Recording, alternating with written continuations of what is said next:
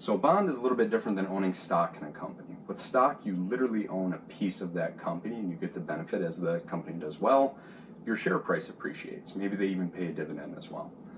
Compared to ownership, owning a bond is lendership. You're lending money to a company for a certain amount of time. They pay you a little bit each year, and by the end, you get back hopefully what you started with, as long as the company's still in business. So let's just say, for argument's sake, you go out and you buy a 10-year bond. At the end of the 10 years, you get your $1,000 back. And let's say right now, you're able to go out and find a bond that's going to pay you 3% a year. So each year, you collect $30 then.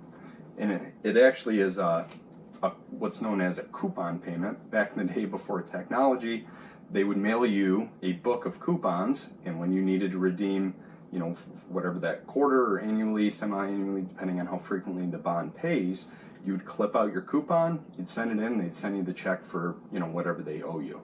And it's still known as that today, believe it or not, even with technology, even though it all happens digitally. So you clip your coupon for $30 a year. So let's say you're 3 years in, you've collected your $30 a year, and interest rates go up. So the same risk, everything else is equal in a vacuum. That same company is now going to issue new bonds at 4%. Well, it's an easy math problem. Do you want the one paying you $30 a year or $40 a year? Of course, you want the one paying you a little bit more. So the way that the math works for you to go sell the bond that you currently have now, redeem that, and go purchase the other bond and reinvest at a higher interest rate, to boil it down, there's a lot of other extraneous things that can impact this. But just for argument's sake today, they went up 1%, and we still have 7 years on our maturity here, right?